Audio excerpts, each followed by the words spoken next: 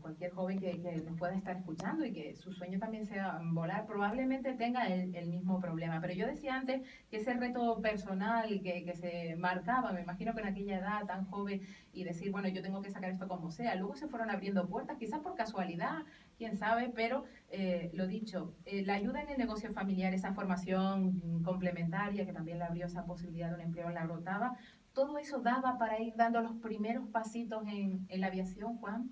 Sí, sí, para los primeros, pero pensando que nunca podría llegar a donde llegué. O Ujú. sea, eso era el comienzo de un sueño, ¿no? Sí, o sea que sí, va marcando objetivos bastante cortos, porque como dice, nunca pensó en llegar No, a ser piloto precisamente por todo lo que suponía económicamente hablando, es ¿no? correcto, sí. Ujú. Y yo hoy, después de todo esto, sí diría a los padres, que sobre todo, ¿no?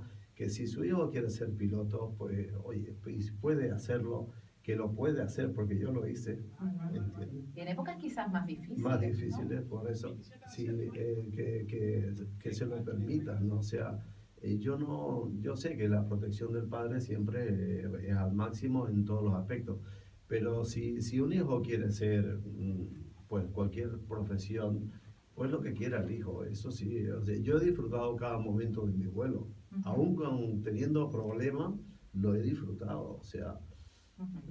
es que tú tienes que hacer lo que te gusta, no lo que tus padres digan, por supuesto. Bueno, después de todo este entramado que ha tenido que solventar, lógicamente, para seguir consiguiendo su sueño, estuvo también en el Aeroclub de Gran Canaria.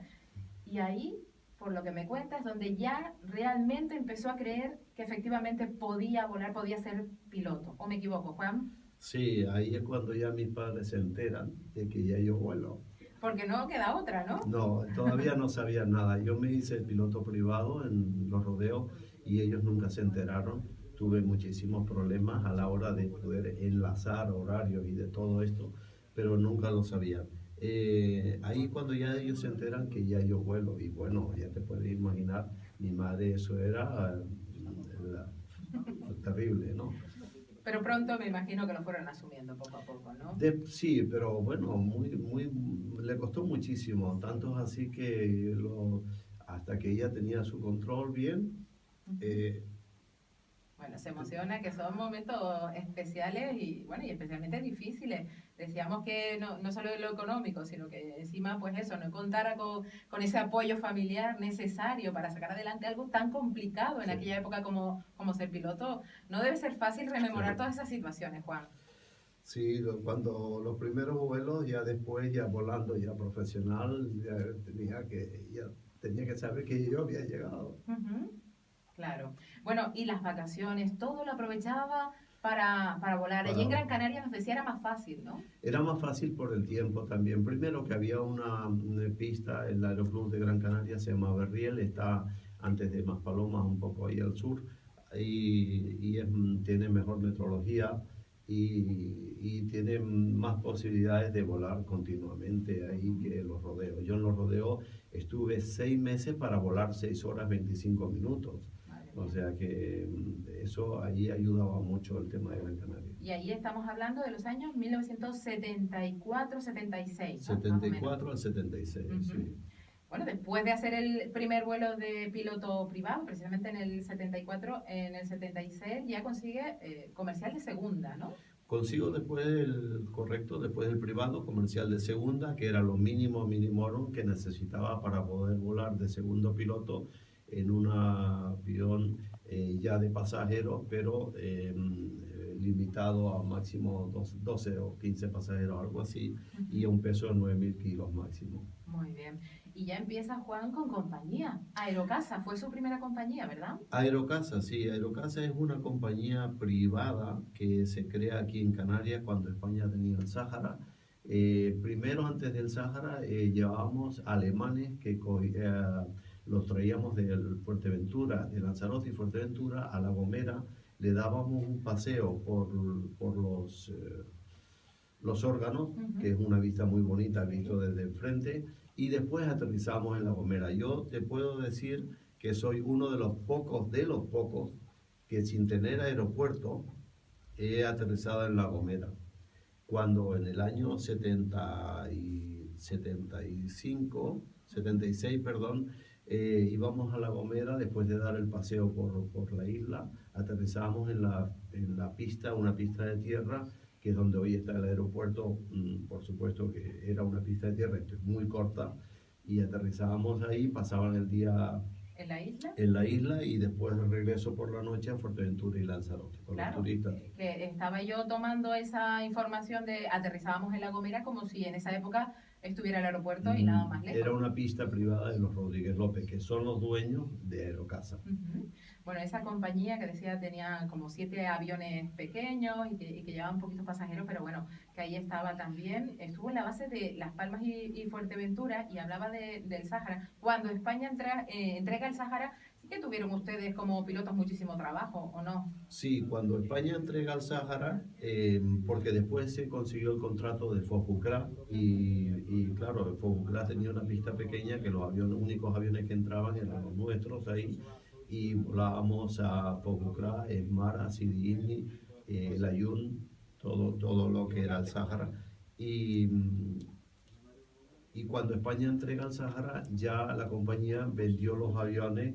Tuvimos posibilidad de ir a trabajar a Sudáfrica, pero yo siempre soñaba con línea aérea, quería una línea aérea, un avión grande.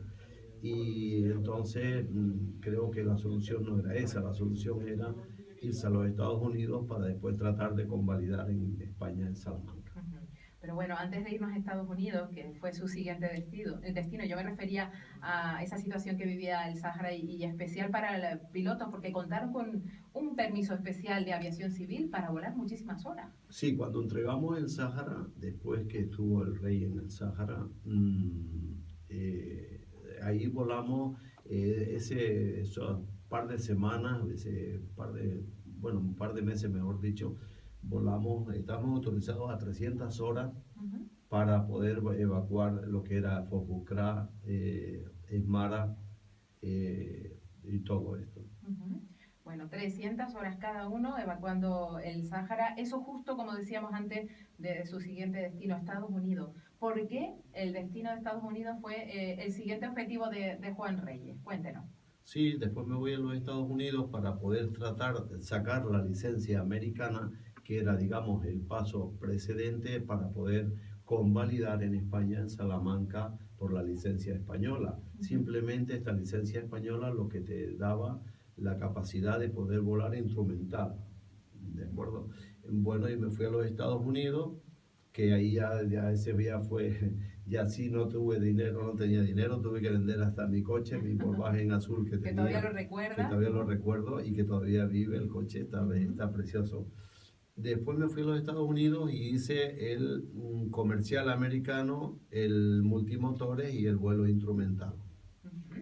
Bueno, eso fue para irnos situando por años ya en el 76, si no me equivoco, ¿no? 76, correcto. Yo finalizo en el 76, en septiembre del 76 en los Estados Unidos.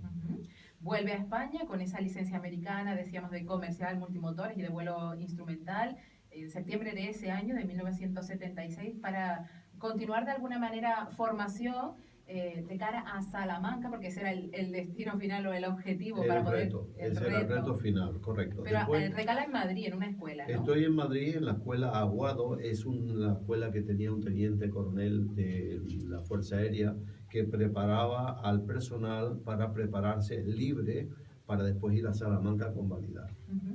Bueno, y llegó ese momento de Salamanca y los recuerdos del examen, antes de entrar, me lo comentaba, en la primera parte aprobada, la segunda no, que allí era muy complicado todo, evidentemente son militares ya con puestos y todos los que venían a examinarse eran rivales, de alguna manera, ¿no? Es correcto, sí, ese fue muy difícil porque ahí la aviación civil española la llevaban los militares. Y los militares realmente nosotros si aprobábamos le íbamos a quitar un puesto a ellos, claro, que ellos estaban unos años y después se iban todos a Iberia y a enchufarse en las líneas aéreas. Tenían preferencia a ellos, por supuesto. Bueno, seguimos con todos esos retos porque obstáculos económicos seguían apareciendo en esta trayectoria de intentar ser el piloto de nuestro protagonista de hoy, don Juan Reyes. Y bueno, pues me cuenta una anécdota que me parece también bueno, interesante compartir con todos nuestros oyentes, don Juan, respecto a esas primeras elecciones de Adolfo Suárez y cómo también se sacó algunas perrillas, ¿no? En esa campaña. Bueno, sí, la verdad que esas primeras elecciones me sirvieron a mí para, cuando yo termino Estados Unidos y me presento a Salamanca, después de prepararme en Madrid, me presento a Salamanca, yo suspendo de la primera parte había pasado, pero la segunda suspendí y entonces me dio mucho enfado porque no podía volar en España, o sea, no entendía por qué yo podía volar en los Estados Unidos con mi poco inglés que tenía para esa época y sin embargo, sí podía volar y en España no podía volar. Entonces ahí surgen las primeras elecciones en España de Adolfo Suárez, que me acuerdo que fue los que nos contrataron para votar 3.000 kilos de papeletas en la provincia de Tenerife, o sea, Tenerife, Palma, Gomera y Hierro. Esto fue una avioneta que conseguimos en el Aeroclub de Tenerife y con dos amigos más tiramos 3.000 kilos de de papeletas papeletas electorales, electorales de Adolfo Suárez y que ahí ganó 75.000 pesetas. que vienen la mar de bien, ¿no? Para continuar. Para continuar, correcto. Aquí es cuando, después del fracaso de Salamanca, hablo con mi tío de Venezuela, tenía un tío en Venezuela que fue el que hizo la casa de aquí de La Guancha, y le comenté lo que yo tenía de vuelo y tal, y mis experiencias y mis retos que tenía por delante, y me dice que me fuera para allá, que allá tenía casa, comida y podía tener trabajo inmediatamente. Entonces, con el dinero de que planeé las elecciones, de las 75.000 pesetas, eso me sirvió para pagar los pasajes para irme a Venezuela. Bueno, y gracias precisamente a su tío tener, como decíamos, esa residencia, porque desde luego los 75.000 euros, no, perdón, pesetas en aquella época dieron para los pasajes y poco más, o sea, que no iba con la cartera llena, vamos. Sí, bueno, creo que después de los pasajes me sobraron, no me acuerdo si fueron 4 o 5.000 pesetas, era lo que me habían sobrado y era lo que tenía. Mi tío estuve viviendo ese primer año, vivía ahí en su casa, que le debo, la verdad, le debo todo.